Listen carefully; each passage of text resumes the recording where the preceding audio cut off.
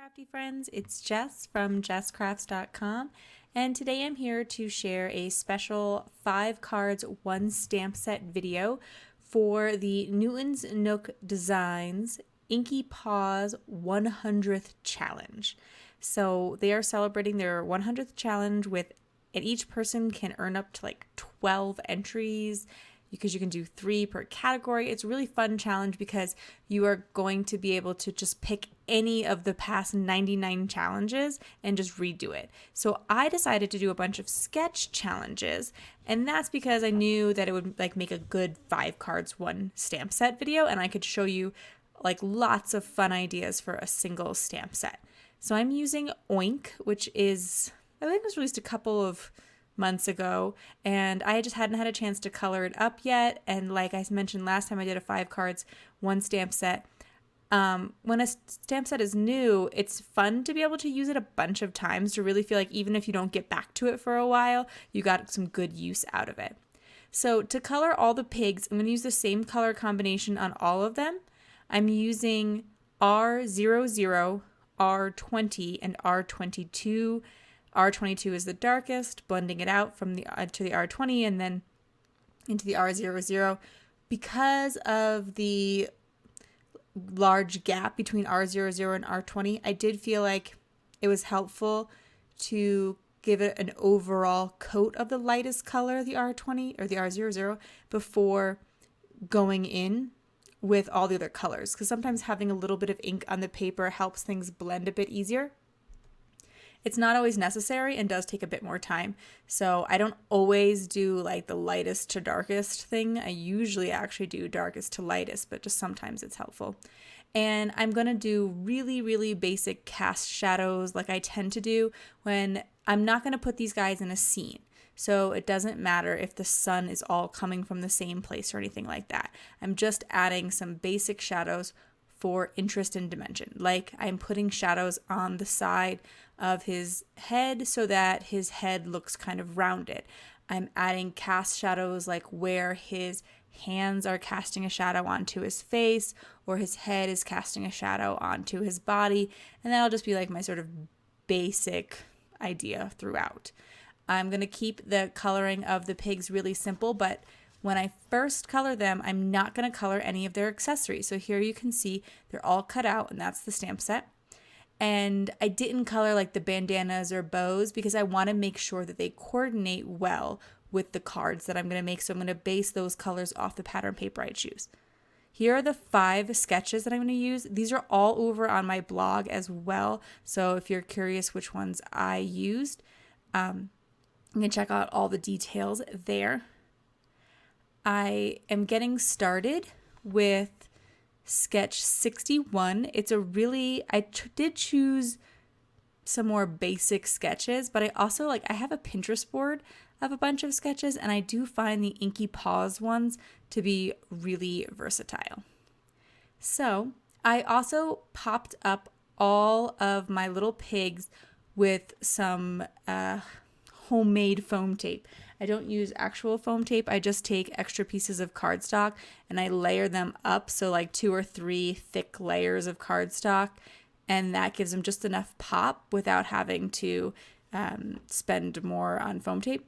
And I think that actually since it's a little bit less squishy, I don't know if it mails better or worse, but it's what I've been using. I'm going to do the same thing here. I want to pop up this panel, and so I'm just going to use some extra pieces of scrap cardstock behind it as well. And there, because you would have to use a lot more foam tape to cover the surface, I think it's even more economical to do the layers of cardstock. The paper that I'm using is Lawn Fawn. It's I want to say a pastel Let's Polka. It's from the Let's Polka line. However, I'm pretty sure it's unavailable. I'm just trying to make a bunch of cards and use up some things in a sense. So I'm using this old paper. And of course you can't use up a stamp set, but getting a couple of good uses out of it and getting a couple good cards out of it is always, to me, that's sort of a similar idea. And I hope that makes sense. Anyway, I picked the squeal sentiment from the stamp set, and I'm going to use it throughout most of my cards. And that's basically because I'm not sure what kind of cards I want them all to be. And so if I just put the like squeal, I figure that's like, a sort of excited sentiment, and then I can go from there. So I could put pretty much any sentiment on the inside. I like to use my big ATG gun for basically all of my adhering except for like little tiny things. Then I use multimedia matte or tiny little glue dots. I just find that the ATG is super sticky, but some people don't like it because it's so big and cumbersome. When I do my accessories, I am going to match them to the cards. So you see there, I took out my hex chart from Sandy Allnock and I tried to pick colors that were close to that green. So it's the YG41 is the green that I picked out. Now I'm bringing the brown around my hex chart to kind of pull out a similar brown. And then once I have picked that, since I'm going to use the same paper pad throughout, every time I want to add a brown, I'm just going to be able to pull that same one. So I'll put them in a cup on my desk as I continue to craft so that I don't have to keep thinking about it each time. But I do find that the hex chart is a better resource for picking colors than, say, the traditional Copic chart, just because on the traditional Copic chart, the boxes are really small. So I just find it a little bit harder. So I am going to try to use scraps. So like I use that brown dot pattern paper as the background of my first card. So then I had that strip left over and I decided, well, I should pull that into my second card. So even though I'm using sketch 64 right now, I think the actual sketch calls for something a little bit shorter and a little bit wider. I'm not going to worry too much about that. I'm just going to use what I have. And I was able to pull together a super quick card with that one just because I didn't have to add any extra coloring. I am cutting out some of these shapes with my Cat Scrappiness dies. Cat makes a lot of great simple dies, and so they're really good to use on these sketch cards where you need like circles and hearts and some basic stuff. I'm moving on to sketch 20. I like all the different little banners in this one, and because it's a great way to use up all those little tiny scraps that you tend to have when working with patterned paper. When I have 6x6 pattern paper and I start cutting into it, I use quart size Ziplocs to put them in. You don't have to use the name brand. They sell them at the Dollar Tree for real cheap for the not name brand. But I do find that the actual Ziplocs in the freezer are, like the freezer quality, the freezer thickness, are really good for 6x6 paper pads because I have a lot of them for like years and I keep taking the paper in and out and they don't break on me, whereas the cheaper bags do break. So up to you, but just a tip, if you're having a hard time like keeping all your scraps for a 6x6 paper pad together, think about using a quart size Ziploc bag. All right, back to the card. I'm just picking out random papers for my banners here. And here I knew that since my scraps had a lot of brown in it, but my background was brown, I had to be like really careful about the placement of my other two first. So I made sure that the brown of the banner wouldn't be overlapping the brown of the background because I just thought like it would blend in and it wouldn't look right. Plus that's not what the sketch calls for either. I did write down I did write down most of the measurements that I use, and I do find that to be something helpful to sort of keep on hand. If you make a couple of cards with a sketch, like know that for instance, that square is 2.5 inches by 2.5 inches. And so that way the next time I make the sketch or a card with a sketch, I don't have to think about the measurements. I can just use the ones I referenced. So since I printed them all out anyway, writing on them little notes and things was helpful for me. And so I will try to share some of the measurements I wrote down. Like I said, I didn't write them all down. This sketch also called for a little bit of twine at the top. So what I tend to do is I take my twine or ribbon or whatever, and if it's going to go across a card, I go 3 times across the card. Once for how it loops around the front, once for how it loops around the back, and once for the length of the bow. And that tends to work out for me. And then I tend to tie it right around the card.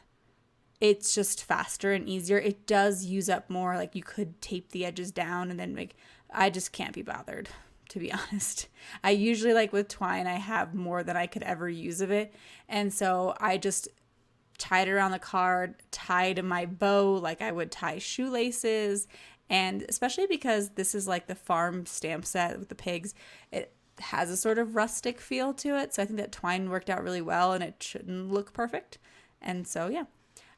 Here I'm moving on to the Inky Paws Sketch 8.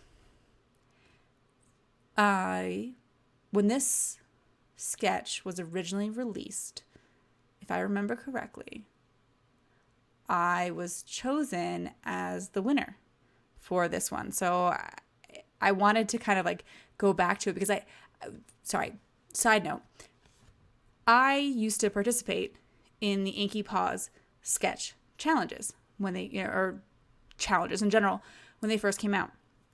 And that was before I was on the Newton's Nook design team. So I just used to participate in a lot of the challenges. And that's how Newton's Nook got to know me. And I was on their design team for several years afterwards.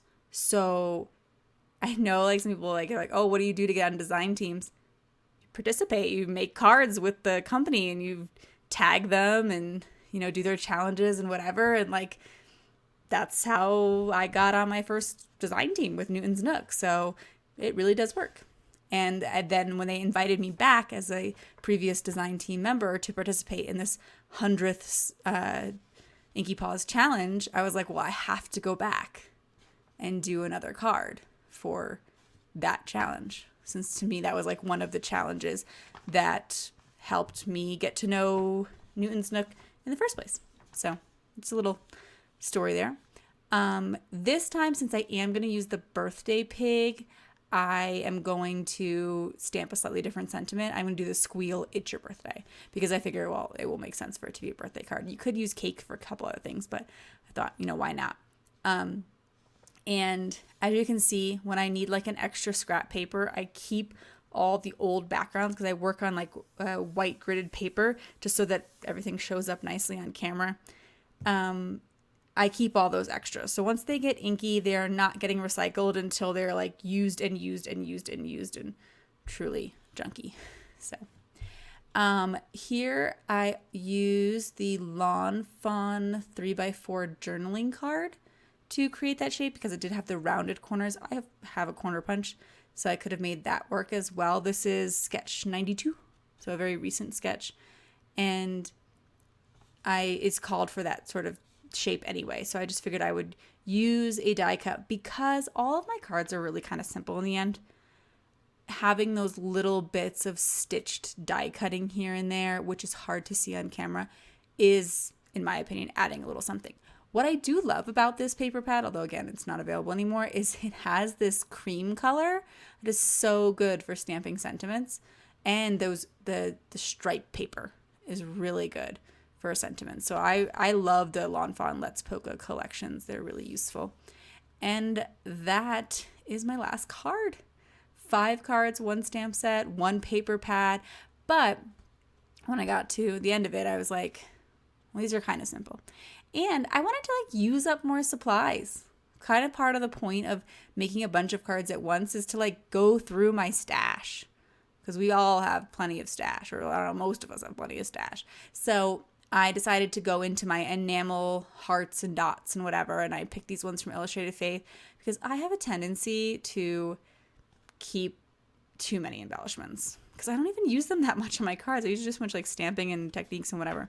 So used up a bunch of hearts. I just kind of like pulled you see, because they're on a clear backer sheet, I just sort of held them over and tried to decide what would go well on each card. The sketches don't really call for it, but it was just another way to kind of, like I said, use up a supply. So that is it for my video today. Be sure to check out the Inky Paws Challenge. I love Newton's Nook, and I'm so happy they invited me back for this. And I want you guys to win. There's like 4 chances to win. They're giving away $100 in gift certificates, $25 a person. So go check it out. I will leave you links to the video, links to the supplies in the video description below.